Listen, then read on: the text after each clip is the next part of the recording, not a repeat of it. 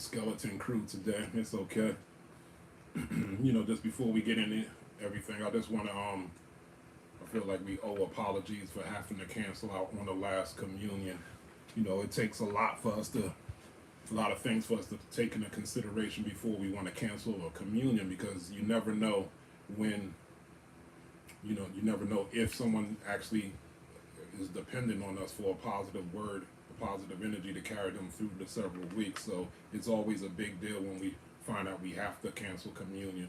We had an in-house family emergency which was strictly unavoidable. So it is what it is. And what we have to realize in these days and times is sometimes life just be lifing. But with that being said, we're out here living also. And I hope many haven't made the mistake of thinking that your spirituality somehow protects you from all life's adversities. Some people actually run to spirituality a lot of times the ATR because they hear the magic and the rituals, and a lot of people are actually running from the consequences of their own decisions. When in reality, your spirituality, if it's a true spiritual path, it gives you the tools to endure, and not just endure, but also instruct you to eventually become triumphant. Now, a lot of times in the ATR traditions, we all brag about nature and our connection to nature and our spiritual systems and its connection to nature, and how our spiritual system helps and enhances our connection to nature. When the reality is, most of us, at least the practitioners over here in the West, we come from the inner cities and the suburbs at most. And a lot of our only experience with nature is our local parks or the zoo or retreat centers. In reality, those experiences are man-made, curated experiences which are a homage to nature, because in reality, there are no park benches in nature. There are no nature paths in nature. There are no tennis courts, there's no basketball courts, there's no workout areas, there's no cut grass in nature. The truth of the matter is, the majesty of nature is both beautiful and brutal. So in real nature, you see lions lying and hawks hawking, snakes snaking, doing what the nets are meant for them to do. And if you're not careful, if you go into nature, you'll hear and find bugs that you never heard of and never seen before, waiting to fill your body with poison if you don't step in order. You will see all types of animals that you read about or seen in books or haven't seen in books, ready to maul you if you don't act in order. So nature is both harmonious and chaotic at the same time. But if you actually pay attention, even some of your favorite animals that you think are predators, sometimes they become prey. They don't win all the time. A lion could be caught sleeping trying to get some water at the lake, and the hippopotamus could maul it. Falcons or hawks known for swooping down and snatching up snakes. Sometimes the snakes fight back and wind up strangling the hawk, and the hawk or the eagle or the falcon winds up losing. So sometimes there really just is no rhyme or reason to why you got to go through what it is that you go through, even though you did what it is that you're supposed to do. All animals in nature, they don't have a choice to be other than themselves, and they still have to go through hardship. It reminds me of the movie Matrix with Neo and the Mr. Smith character. So Mr. Smith character, he has the corporate suit, he has the shades, part in his hair. He's cool, he's calm, and he's collected. And then you have Neo, which is really his polar opposite. Neo's wearing all black with the shades, and he has a part in his hair, and he's cool, calm, and collected. But if you really pay attention, Neo's not as cool, calm, and collected and congruent as the Mr. Smith character. They're polar opposites. They literally could do everything that the other can. But with the Mr. Smith character, he never has any doubt. He doesn't need an oracle to remind him that he has the tools to win. His only objective is to get Neo to get his energy and transmute him into him and report back to the Empire. So you see this interesting phenomenon with righteous people. So you have Neo, who has the same power You watch the Smith multiply himself into hundreds of versions of himself, and Neo sitting here trying to fight all 100 versions of himself instead of multiply himself into hundreds of versions, and it's just a war between different versions of himself. But you see, the Smith fights to win. Neo is only just fighting to survive and get back to where's that place they call? It's a biblical name. Yeah, I forgot the name. Zion. Zion. Yeah, Zion. He was fighting to get back to Zion, which they're living off the grid. No, it's not really a high civilization. They're just there just to survive. And that sounds almost like how we are in the conscious community in spirituality. A lot of times we're just fighting to survive circumstances. We're not fighting to win. We just want our little plot of land and to try to live peaceful and not bother anybody or whatever. But the thing is, the moral of the story is, life doesn't necessarily have to be a struggle. I think we're at a period of time where we're called upon to actually stand on who we say we are, to be congruent from the top down. You hear see the yin and yang, so you have the negative trying to transmute the positive. The positive is supposed to transmute the negative. So what I see and what I notice amongst the so-called righteous is there's always a lot of doubt, there's a lot of questioning, and we don't stand on, we don't stand or lean into our power the way it seems like the negative forces lean into their power. It's almost as though we shame and insult and guilt each other out of our power, as though we have to wait for somebody to come to show us how it's done. And I feel like we get that from Christianity with the Jesus thing, waiting for somebody to show us how it's done. All the while, evil is just doing its thing. The thing is, you're just supposed to try. You're supposed to make your mistakes. That's called figuring it out. But we don't have excuse no longer to walk into our power. So the point is, we have to stand on our righteousness just like evil stands on evil. And then we have to handle and transmute everything that comes our way for the better. It reminds me of a quote from this book right here called the Hermetica. You see mine is well worn out. And it's not an ancient Kemetic document. It comes about in the late periods of Kemet, what they say the Hellenic period. And it's really a homage to the ancient spiritual texts. If you read the ancient spiritual text and you know what it is that you're looking for, you will understand that it's saying a lot of the same things that it says in this late document. But in here, it has a chapter called The Rebirth. And it says, for the man of vision or the woman of vision, all things are good, even though they may appear evil to others. It's like, even though they may work mischief upon him or her, which is interesting. What is this mischief that others could work upon him and her? And that's that juju, that's that evil eye. And it says, he sees everything in the light of Atum, the light of completion. He sees everything in the light of Atum, and he and only he, or she, or only she, can transmute evil into goodness. That's what I was just explaining to you, this dichotomy between Neo and the Smith. The Smith was totally congruent, and he never doubted himself. You never seen him doubt himself. You seen Neo doubt himself. And we had to watch Neo go 3 movies before he figured out that he could transmute the guy too, that he could transmute the Smith also. Remember, it wasn't bloody. They just transmute you into their body and carry on. So this text is telling us the same thing. It's going back to Kemetic principles that the universe is mental. Everything is consciousness. There you have this thing called polarity. For instance, you have water. Water is water. Water is just neutral. And then you have these mechanisms called the faucet that determines your hot water and your cold water. You're totally in control of how you experience the water. So you could turn it and make it cold. You're like, oh, that's too cold. And you turn it over here and it's too hot. Or you could do a blend of cold and hot to make it how you want. So the point of the alchemist or the man or woman of vision, you could determine how you experience and how you receive energy by way of your faculties. Here it is. I know I'm being rude. So we done started the communion and didn't do what it is that we do. So let us start with our manners about who and where you're hailing from. So from the north to the south to the east to the west, come on, righteous chat, signed off and sound off. So while y'all work on typing that in, I guess we'll go first over here. I'm in the Sud-Biddy Ross Uncle Kepper with Kerhead Hasedi Kepper. We're hailing from undisclosed location in Plainfield, New Jersey. Where y'all hailing from out there?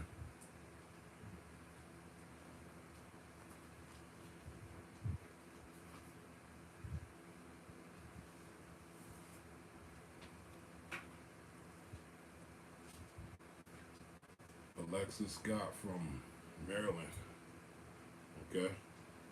See if we could get all the corridors north, south, east, west. We count as east, right? Northeast. Yeah, we northeast.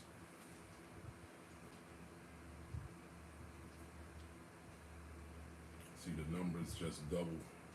They don't know that they just missed the communion.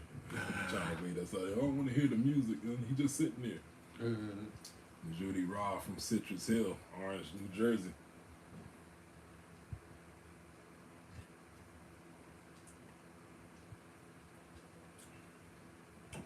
For those who just joining, you're just signing in, telling us who you are and where you're hailing from.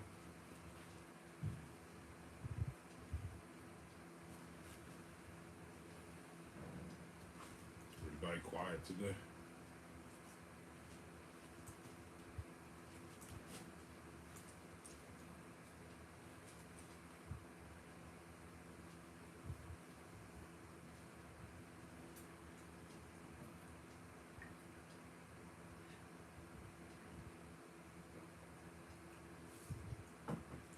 Very passive aggressive of y'all.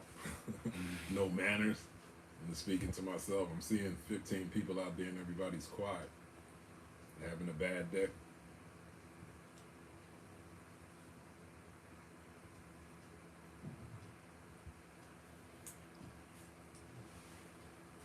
Okay, I guess it is what it is.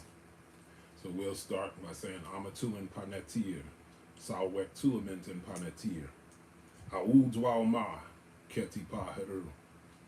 The translation is thus: give yourself to Netter, keep yourself for Netter daily, and may tomorrow be as today. We give homage to the Creator, who is like our Father and who is like our Mother, who is everything that we can perceive and everything that we cannot perceive, who is everything yet is no thing, who comes to us in the form of the Neterud Ra, who is the light of the heavens, light of the inner planes, as well as the light of our lives, who shines the light for us on the path of Ma'ati, which is the path of truth, justice, righteousness, and harmonious balance, who comes to us in the form of the light of vitality, giving us the strength and the endurance to live and act upon that which we know to be true. Homage to you, the one who shines in and through us, as a beacon of light, for those who are blind to the facts of their place, their position, and their responsibilities in the divine scheme of things. May we be Ma'akiru, true of thought, word, and deed, to our highest reality, and in our moments of crises in the dark nights of the soul, when it appears that everyone and everything else has let us down. So it is, and so shall it be. Amen Ma'at. Ma'akiru. I seen a few things flash across the screen. Who was those people that signed in real quick?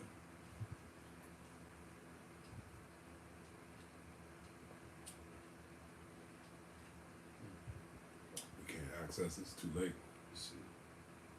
No, can't access it. Like, well, Facebook is different, I guess. I think Facebook has a new policy. They only leave your live videos up for 2 weeks, then they get deleted. So that's an interesting thing. All right, so EE team, welcome to the Communion Experiences. Your one and only host of the Sud-Biddy Rasan Ku Kepper, chief and head priest of the Temple of Anu, here to facilitate today's peace and empowerment for you. Y'all like my DJ voice? All right, real quick. I was speaking to my Kapesh last night, and he, we was discussing things like communion, and he said, what people really want to know is about, I guess, what's going on in our daily lives and things like that, or they need a space where they want to hear us speak on daily events. And I thought that was interesting because back in the day, I used to speak on current events and things like that, and an elder of our community told me, she said, when I come to communion, I come to hear the Kemetic spiritual teachings and not those things that are not those worldly topics and concerns. So I'm just curious for the spirit of engagement. What brings you to our page, or what brings you back to our page, or what is it most that you appreciate about our approach to things? You don't gotta. I'm not gonna engage with the questions right now, but just put it in the chat. I could read it later and find out what is it that you most appreciate about what it is our approach to things.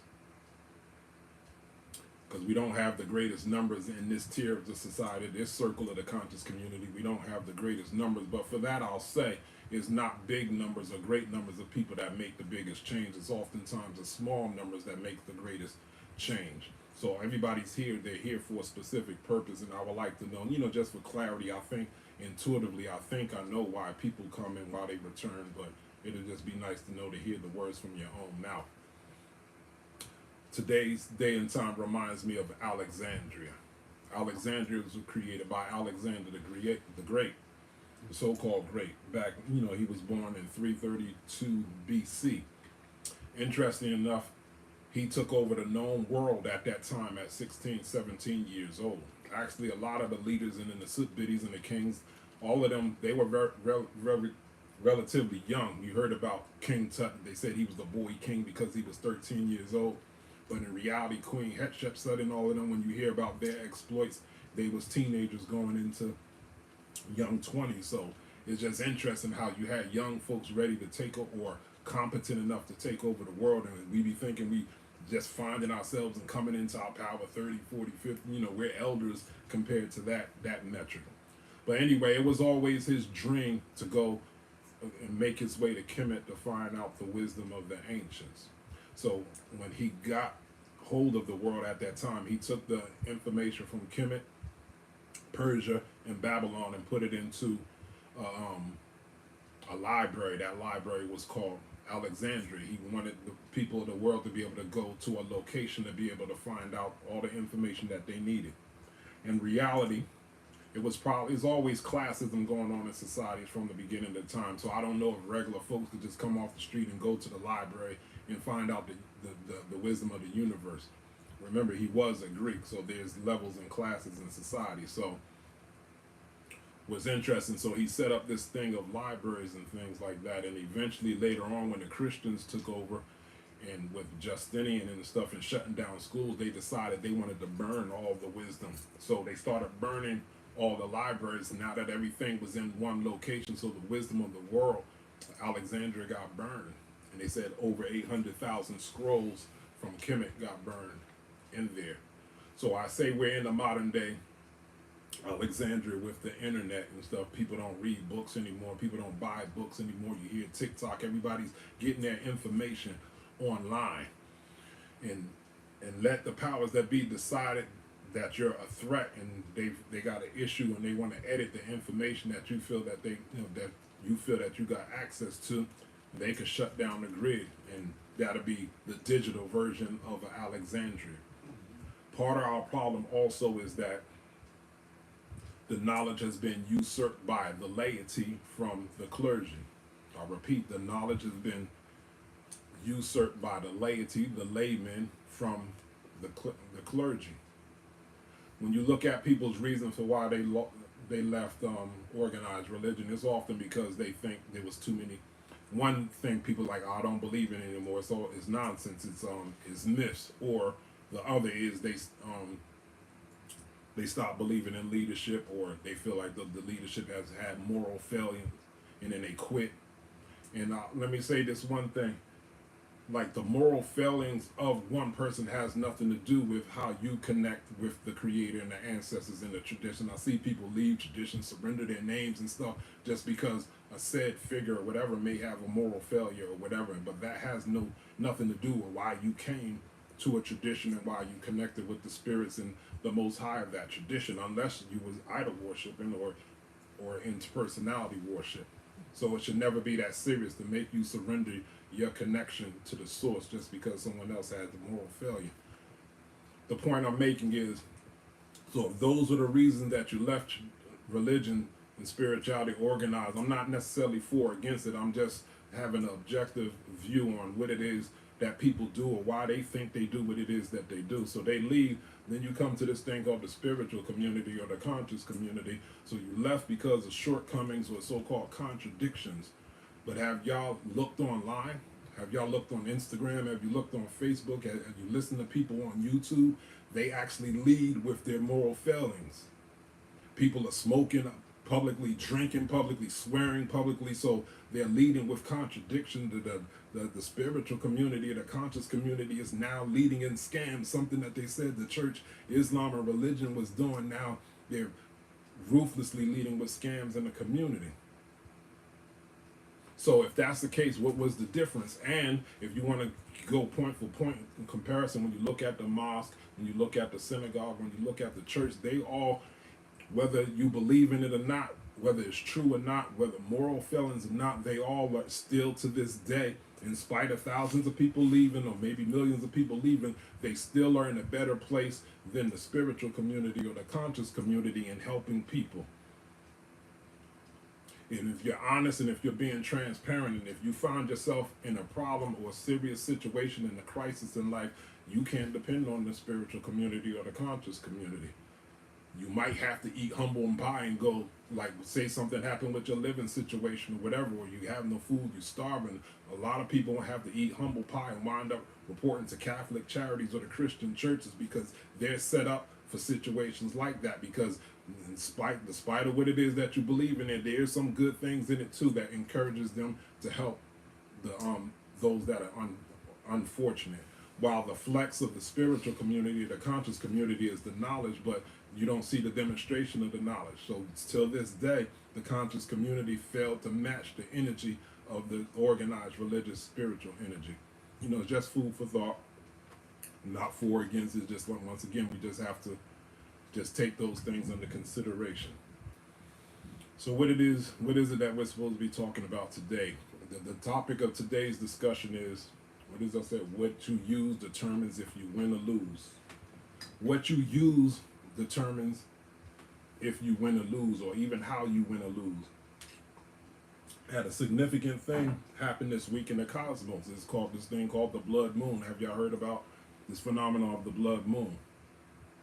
It came in going from Thursday night into Friday morning, and the phenomenon happens around an hour and 20 something minutes. The last time it was documented to see the blood moon was probably in 1508. In the Inca civilization in Mesopotamia, they have it charted in their calendars. Unfortunately, I haven't found a reference for it in the Kemetic calendars or the Kemetic culture. So with that, I'll say this: our ancestors always looked to the environment or nature to determine how it impacted us. Just like, you know, the weather, a nice day impacts you on some level. A rainy day impacts you on some level. A cold day impacts you on some level. So our ancestors were very familiar with looking and being aware and observing nature and how it impacted it on a physical level, a psychological level, or a cellular level. And I just said, I haven't found documentation of this blood moon. For those who don't know, the blood moon is a lunar eclipse, and it just happens to be red. You know, scientists say it's just a trick. It's just a trick of light. You know, something about dust particles and the angle of light gives it the red appearance. Same as in ancient times, the sun used to look red, once again, because of the dust particles in the air and how the angle of how the sunlight hits the earth. It gave the appearance of a red sun and not a yellow sun or a white sun. So there's this blood moon, which once again is a lunar eclipse. I haven't found documentation of the Kemetic culture, but it's in the Mesopotamian culture, it's in the Incan culture. For that, I'll say this: just because something is first doesn't mean it's the best. A lot of times, when, you know, us as melanated folks, we puff our chest out about being the first of everything. So, and I'm just telling you, we haven't found documentation of this blood moon in the African or the Kemetic traditions. So I'll just say this: being the first doesn't mean being the best. Sometimes being the first means is a synonym for being crude or very rudimentary. The nature of being the first represents a foundation of something that could be built upon to be made better. So in respect of the ancient Africans, in respect of our ancestors, I'll say this. Just because something new doesn't mean that it's better either. In our experience, a lot of times some of the new stuff is synonymous with being cheaper. For those of us that's old school, the OG, the dinosaurs in here, we be looking at certain stuff and be like, yo, this is garbage. Back in my day, they made it a certain way that we had Tonka trucks, and I still got a Tonka up in my attic right now, and it's still valid to this day. The toys that they making now is garbage. We'll even take junk food. They have so much junk and garbage and additives in the junk food, it makes the junk food that we came up on seem like it's health food. So newer is not always better. Newer is not always improved. So what do? What is the resolution? The resolution is for us as Africanites is we have to always give homage or pay tribute to our ancestors, or those who did things first, or those who came first. However, in contrast, everything that we do must be currently functional. There's no ifs, no ands, or no buts about it. Everything that we practice must be functional. And I'll say this, if you could transport an ancient Kemite from then to now, they would be acknowledging that blood moon. They would, just because you acknowledge the blood moon doesn't mean you forsake your culture, it doesn't mean you forsake your calendar. Actually, Africans are always open, ancient Africans, period, were always open to being better. They'd be like, if you found something that they didn't find out, they'll check it out. And they naturally, all people bring things or run things through the filter of their own tradition. And that's what they do. Just like continental Africans, they come to the States also. They know who they are. They don't forsake their culture. They look about what's going on over here, and they make a conscious decision whether it's useful, whether they're going to participate in it, or whether they're not going to participate in it. So if you have this, the Hosea, there's a book called Ankh Shashanki on the page 64 in the second paragraph. The last sentence of the second paragraph, it gets into instruction or how to prepare yourself to receive instruction. But the last two sentences of it says, learn the functioning and structure of the sky. Learn the functioning and structure of the earth. It means the universe is vast. The galaxies are vast. And if you learn as much as you can about this earth that you stand on and the sky that's above you, you'll always know everything that you need to know about your life and the direction that you need to go in life. So once again, what are we here? We're talking about this blood moon. Like I said, the last time it was seen in 1508. According to Kemetic tradition, our culture is a sun culture. It's a culture about light. Our people were called Kredu Ankh, the children of life, or Kredu Aten Ra, children of the sun. So any obfuscification or any blocking of light was already an omen. The two eyes of Heru are known as Heru Merti, the two eyes of Heru. The right eye was called Ma'at Ra, and then you have the left eye was the lunar eye, which is the eye of Jehuti. So now, in this thing called the Battle of Heru and Satesh, you know that Heru had got his eye put out, right? That was the lunar eye that got put out. So that was a symbolic, that was a demonstration or a gesture about the lunar eclipse. And this is part of where Satesh got some of his bad reputation from. But that's not how the ancients saw him. So Satesh is not the personification of the devil. He got that bad rep somewhere around the 13th dynasty when back in the day people did, I forgot what they call it, you synthesize deities, or you come across some concepts, you may come from another culture and you blend certain deities with other deities. So there was an Assyrian deity named Baal. Baal was the so-called god of war, and he had some very similar characteristics to Satesh, but he also had some characteristics that were his own, such as deviant behavior, deviant sexual behavior. So around that period of time, those attributes got associated with Satesh. So certain sexual deviant behavior got associated with Satesh that wasn't there originally from the beginning. Because when you look at Satesh, like when you go back to the old Smai Tower, the old kingdom, you have images of Heru Satesh, and they have the foot on a jug, and they're both pulling a rope. That symbol represents what the concept that we call Smai Tawi, the unification of the lands, the upper and the lower. In this case, Satesh represents the south and Haru represents the north. But he wasn't seen as something bad. It was dealing with polarity, as we was talking about before. You'll see certain Nasut Biddies, and they'll have Satesh behind them holding the shoulders of the Nasut Biddy, while the Nasut Biddy has a bow and arrow in his hand, because the word for bow in Meru Neter is Set. So he's the patron deity of archery. You'll find Satesh heading off in the solar bark protecting Ra against Isfet. So there you go. So Isfet is the personification of evil, not Satesh. There in the new kingdom, there's actually a family or lineages of Nasut Biddies. I think their name was Seti. Seti 1, Seti 2, Seti 3. So no Nasut Biddy would name himself after the devil. No Nasut Biddy would name himself after the personification of evil. It just goes to show how the ancient Kemites viewed this Neteru as opposed to the other world, and opposed to even modern people that Christianize their approach and their understanding to the Kemetic tradition.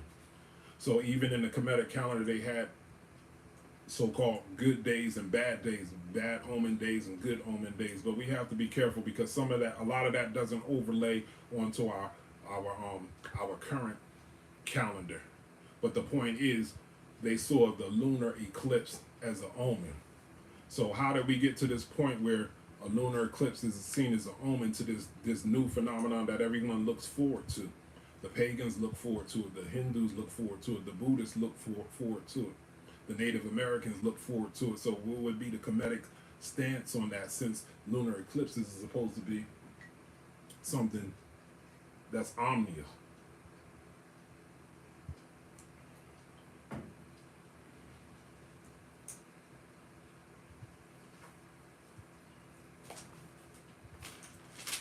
Now, according to what the meaning of this blood moon is, it's supposed to represent spiritual growth. It's supposed to represent change. And it says the boundaries between the worlds is thinnest, or was thinnest. This thing came in Thursday into Friday morning. It said the boundaries between the worlds were thinnest. And I heard that before. I heard October 31st, they call Halloween All Hallows Eve. It's a so-called pagan ancestral rite, when the veil between the worlds are very thin. So Halloween, what they call Halloween, where people are dressing up as ghouls and goblins, was originally an ancestral rite practiced by, I don't know who is, somebody somewhere. The blood moon also signified an impending change, so that's almost sounding ominous as it being an omen. It is also a time to explore the subconscious, a time to explore the hidden layers of emotion, the deeper emotions. This is the thing that they call shadow work. So this is what makes it ominous, or which makes it a so-called omen, because it's stirring the deeper waters of your emotions, where you have to then investigate your feelings about rage, your feelings about anger, your feelings about grief. So this blood moon represents release, it represents closure, and it represents renewal.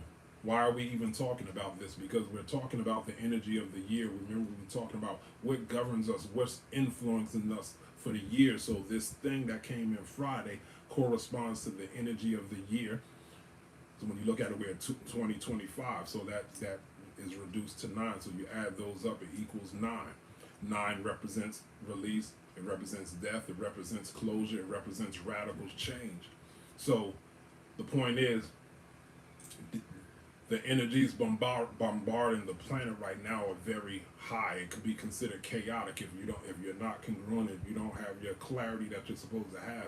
This could be a crazy time. And on top of that, I think today the Mercury in retrograde starts. So see what this came in Friday night. We're in the year of the 9, as well as Mercury being in retrograde. So it's this could be a lot of storms this year. We say as above, so below, right? As above, so below, from the macro to the micro. So we see death, we see change, we see radical shifts, changes, and transformation in society with the government. The new regime that's in now is very radical. They talking about stopping, discontinuing taxes. They talking about finding out where all the money's been going in. Talking about holding the FBI accountable for, killing people like Martin Luther King, Kennedy, Malcolm X, all of that. Those are radical changes. A lot of these changes are making certain people uncomfortable, but I say, well, we're black in America. We always been uncomfortable. We was uncomfortable with the last regime. We was uncomfortable with the regime before that. And you hear me talk about the power of manifestation. Remember, say every circumstance and situation is a crystallization of former thoughts or old thoughts. Every situation and circumstance is a crystallization of former or old thoughts. The point I'm making is, yes, these are radical changes, but at least for the past 30, 40 years, we all been thinking in the back of our mind, when is somebody going to hold the FBI accountable for killing Martin Luther King and Malcolm X and their part that they played in that? Why do we got to pay taxes? Where all's the money going? And such and such. So now it's actually crystallizing, and it makes people uncomfortable. But this is what was going on in the unconscious of the people. So with this blood moon, this year of the 9, with Impu guiding, we're experiencing an upload from the deep unconscious, the deep subconscious, or the super ego into the conscious, and making us deal with something that we've been avoiding and we've been suppressing for some time. So now the year of the 9 for us represents, the way I teach it, it represents the deity Impu, or they say Anubis or Inipu. For those who don't know, it's a jackal-headed deity. It can look very kind of like an ominous figure if you're not used to African spirituality and theology. Jackal-headed deity, often associated or often called Wep-Wat, or Wep-Wat, the opener of the way. In reality, those are two different Netrus. Wep-Wat is often seen depicted as a gray-headed jackal-headed deity or a being, and Impu is the black jackal-headed deity. And it all almost reminds me of the dichotomy between Eshu and Elegba in the Yoruba or the Ifa tradition. A lot of people, when they're referring to Elegba, sometimes they're actually referring to Eshu and vice versa. And in their tradition, one of those deities protects the outside of your home and one of the deities protects the inside of your home. So Impu and Wep-Wat has that same dichotomy. Impu represents the desert, so the Impu could actually, the zoomorphic form of Impu could represent like a dog, and the jackals sit at the edge of the desert, so that it could be in between the world of the living or the dead. They say that Impu guides the so-called deceased or the ancestors into the Duat. Wep-Wat is already in the Duat, and he's a general that works for Asar, fighting and balancing and putting in place demonic spirits in the Duat. So when you're studying the text or when you're just looking at the pictures, so when you see the jackal-headed being on a man's body tending to the deceased or the ancestors, that is Impu. But when you see the full jackal's body and he's sitting or resting supine on a box or a coffer, that's actually Wep-Wat. I say all that to say none of that has anything to do with anything. So the point I'm saying is every god, every Netru, every divine being, all of that's always referring to a faculty or some biological process in your body or some force or movement in nature. I repeat, every god, every Netru, every deity represents a mental faculty or biological process or some force of nature in your body. I'm talking about across all traditions and religions. Even the Bible, all of that's talking about the deity within and how it manifests itself or how it uploads itself from your deep subconscious into the conscious mind. All things about God is a story about ourselves, because myths, folklore, and metaphor are the languages of spirit. I repeat, folklore, myths, and metaphors are the language of the subconscious and the spirit. Not math, not science and stuff like that. Symbols are the language of spirit. So if you know anything about African culture or any culture over in Africa or East, most Eastern cultures, when you speak to elders, they speak to you in parables. They rarely answer you directly. You ask them, like, Mama, or Baba, why such and such? And they be like, did the boy go to the rock and such and such, such and such? And over here, our Western mind is like, what? Why are you making it so hard? Just answer me yes or no. they're answering you spiritually, because metaphor, folklore, and parables are the language of spirit. So the folklore, the myth, the metaphor, that is the meditation. I say all that because in this year of the nine, that's supposed to represent death, it's supposed to represent closure, it's supposed to represent radical change. We have to put an end to entertaining conversations with people that don't believe in God and are not trying to become God. I repeat, it's time to put an end to having conversations or feeling like you owe some type of explanation to people who don't believe in God nor are interested in becoming God. I'll change the language again. Put an end to entertaining people who are not spiritual and have no interest in becoming spiritual whatsoever. Stop entertaining people who don't respect your culture or your way of life and don't have no intent on supporting your walk in your culture and your way of life. We have to go back to the path of the initiate, is to dare to know and then remain silent. That's the initiate's charge.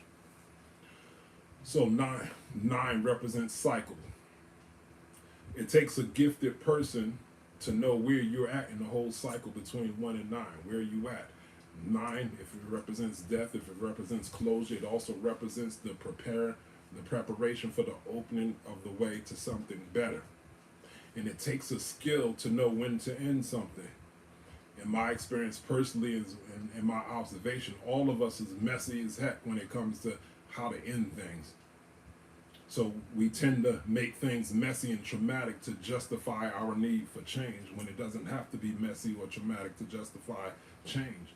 You have a right to change. You have the right to shift, change, transform, or want something better for yourself. So in my personal life, I triggered a major shift and change in my relationships with the most of the people in my life. And now nothing is the same for me personally. Well, since 2019, I've been kind of on monk mode. I haven't really been communicating or socializing or fellowshipping with many people since around the COVID time. Been going into deep meditations, deep self-evaluation of myself, my identity, my beliefs, what it is that I taught. Not to say that I'm going to contradict anything that I taught. I could contrast, I could reveal, I could pull back new layers. So in the course of, I guess, the last 9 months and stuff, I come off the metaphoric mountain clear. And in my experience with everybody, is like I was speaking a different language. I was clear on the principles. I've always been a principled person. I always taught according to the tradition and how I see it best. But it's like I was speaking a different language. Our culture, how I teach it, is based on principle. Remember, they say, oh, there's no God, there's only principle. So if I'm saying I'm a principled person and I'm teaching from principle, in the culture that we practice, whether African, whatever culture that we practice are overlays on top of the principle. But what I've witnessed with people is sometimes they get caught up into the culture overlay and they become disassociated and disconnected with the act of principles that's actually feeding it. And it could cause tension or disconnect between what it is that we're doing. And that's what I experienced. And I came across a talk by a Shaolin monk in his experience that he went through. He said, the higher you go, the more alone you are. And I was like, okay, I got to listen to this. He said, the higher you go, the more alone you are. He gave the metaphor of the mountain. He said, you go up to the top of the mountain and you're trying to lead people up to this mountain, and your vantage point, they could see you up there. They could hear you clear. And then you could see everything that's down below, and you see patterns of things formulating, and you're trying to direct people where to put their foot, their hands, or whatever. And you see me pointing with my right hand right here towards the screen. But from their perspective, their vantage point, their point of view, that's, it's a different thing. So here we are looking at one reality, but different vantage points, and that creates a tension and sometimes a separation or disconnect about what to do or even how to move and how to move. He also said, going up the mountain, you get faced with the challenges of the higher you go up the mountain, the less oxygen is available. And I said, that's deep. So I have to do a sidebar and tell you, like, your meditation is very important. The breathing is very important. You can't cheat that. The higher you go, the more important it is that you master your breath and to master your breathing. I see a lot of people skip over that. They want to do a lot of ritual things. They want to do a lot of fellowship things, and that's no condemnation of nothing. All of that stuff is important, but your foundation is always going to come back to your breath. So down at the base of the mountain, when we was talking about we wanted to conquer the mountain, we were supposed to be learning meditation and certain ritualistic practices that empower us. Because if you've been paying attention to myself or any spiritual teacher that's been teaching you things like meditation, you find out that it's all about the breath. And that the breath isn't just about air. The breath has something called prana, that the Hindus call prana. The Chinese call chi. The Japanese call ki. We call sekhem. So yes, you can breathe and the breath oxygenates your body and causes your organs to function properly. But if you master the breath and you continue breathing and you accept breathing as a science, it starts charging your electromagnetic body.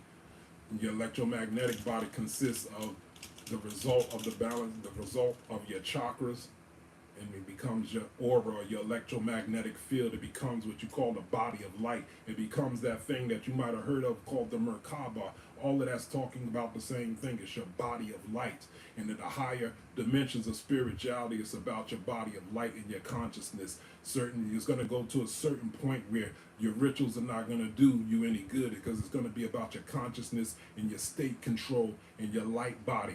The beings are going to interact with you on the vibrational level, and it's not anything that you're going to be able to do ritualistically to address that, and that could become problematic. So the limitation, the deprivation of oxygen when going up a mountain is called hypoxia. It means oxygen deprivation. So we're talking about a spiritual hypoxia. So when you experience this hypoxia, your organs and stuff start shutting down, because your organs need blood and they need oxygen. So if you're going up the mountain and there's less blood and less oxygen, you're going to experience some serious problems. So if your foundation is not right and you think you're trying to go up this thing and become a god or become a divine being, and your electromagnetic body is not right, the point I'm saying is that when you're at your foundation levels, when you understand that the breathing, the meditation, and the yoga and all of that, that's preparing your body to utilize oxygen and utilize sekhem more efficiently. So what happens is people experience this discrepancy when they're coming up the mountain, and it becomes very difficult. And as it becomes difficult, they get emotional. And when things get emotional, people look to blame people of why they're going through what it is that they're going through. And it starts looking like it's just not possible.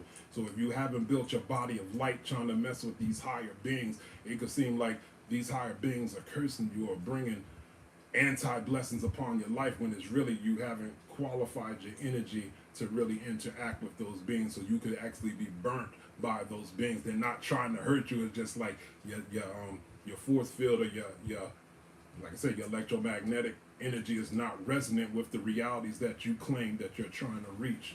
So what happens is it becomes more difficult the higher and higher you go up. And then now it becomes a disconnect, a disassociation. It becomes tension. It becomes argument about why are we going so high up on the mountain? Why did you bring us on the mountain anyway? Who said we're supposed to be on the mountain? And then that's where and how certain things begin to fall apart. And I don't mean to digress to make it all about me. So we're going to get it into more about what does all of this mean. Because this year, the 9 represents, once again, radical change, shift, changes and transformations, especially in relationships, especially in certain situations and circumstances. So through the Netaru Impu or Wetwat, he's facilitating radical change, uncomfortable change. It's a very disruptive force. I think even Jesus said, I come to turn mother against daughter, father against son, or whatever. Remember, he was supposed to be the representative of God on earth, and you was supposed to focus on him and where it was that he was taking you, and it could cause disruption in your relationships. But he was supposed to be the manifestation of God. But later for the Christianity, we got the year of the 9. Netaru Impu represents and is checking us and challenging us on our willingness to let go of what has been removed and what has been released from your life. When it comes to relationships, We often assume who we start with is who we're supposed to finish with. Back in the day, I think it was like 30 years ago, I read a book by Anyana Van Zant. It was called Acts of Faith. And one of my favorite quotes from that was, people in your life for a reason, season, or lifetime. So when a person has served their reason for you in their life, you got to let them go. You can't try to keep it. You can't fight for it. If they served their season, you got to let it go. You can't fight for it.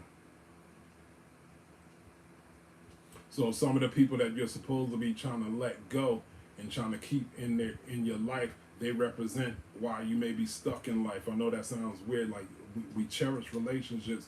We cherish relationships. We cherish interdependent or interrelationships. So now we at this crossroads, and it's telling us we gotta let certain people go. We gotta let certain circumstances go, and we've been fighting to keep people who don't want to be around anymore.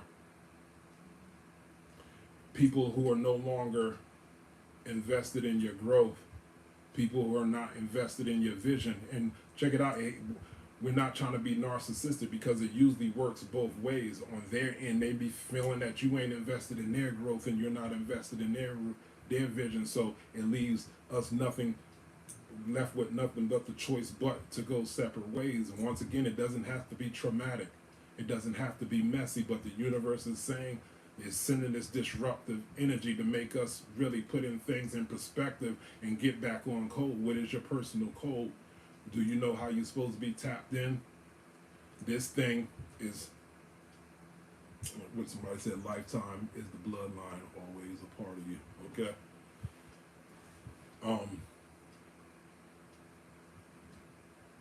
The ancestors and the spirit never takes anything away from us that it wasn't intending to fill that spot or that empty space back up. Sometimes it may take months, sometimes it may take years. And a lot of times we fight this process.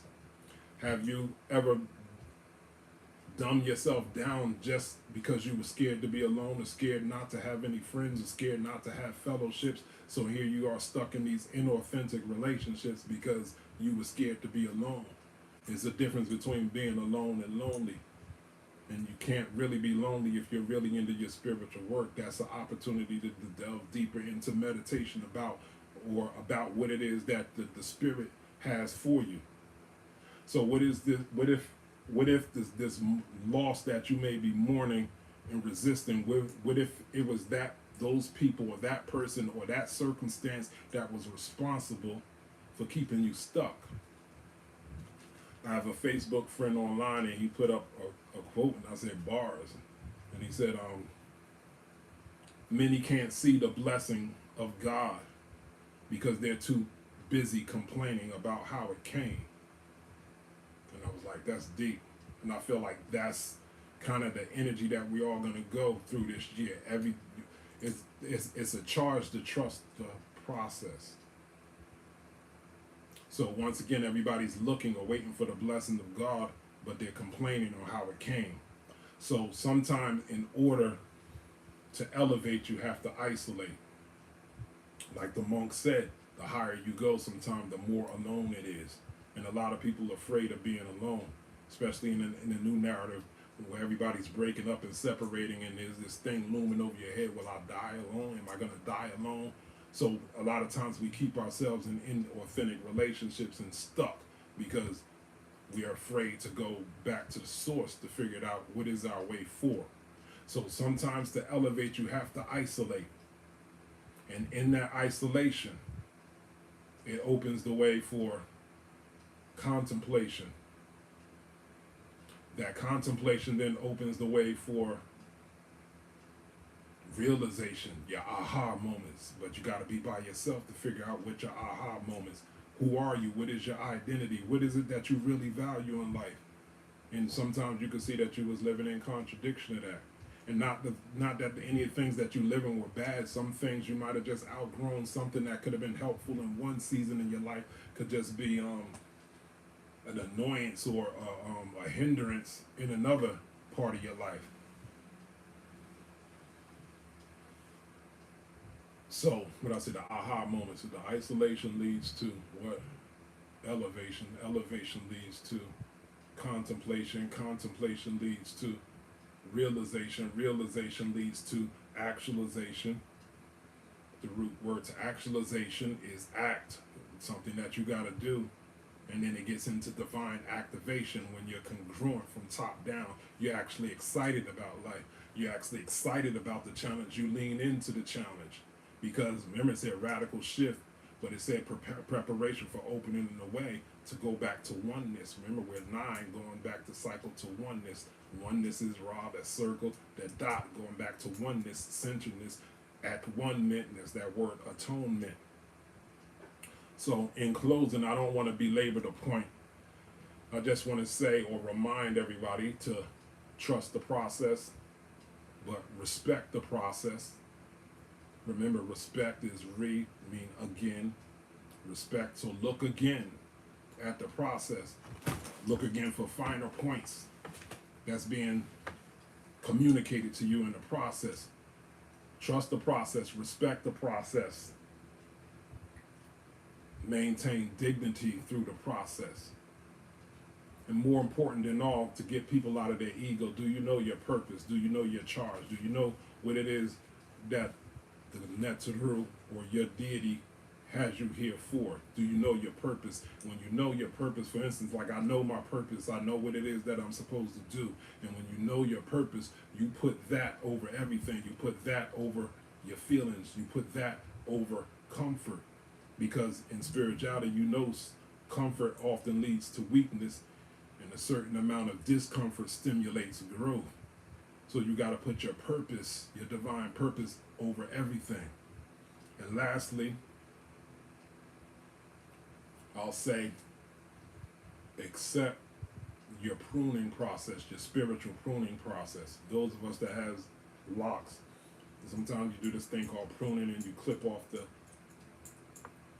ends of your locks, and it's supposed to stimulate growth. You see pruning with plants and stuff, so it's almost like a cutting back, but that cutting back is actually to stimulate further growth. So accept your spiritual pruning, which is grooming for future blossoming and blooming. So I'm going to close the lesson out with that. So if you're experiencing, or if you feel like right now you have Awut Ab, which is the expansion of your heart, the joy in your heart of value, expansion of your heart, gladness or gratitude, and you found value in the lessons that I shared today, because there was actually several lessons. There was a pre-lesson, it was lessons upon lessons. So if you found value in any of that and you want to give to the donation, you want to give a donation to the Temple of Anu, you could cash app Temple of Anu, which supports us in being in a better position to support you all. So with that being said, I think we could say Kemmunion Matep. So we go in peace and satisfaction. Kemmunion Matep. And see you until next time.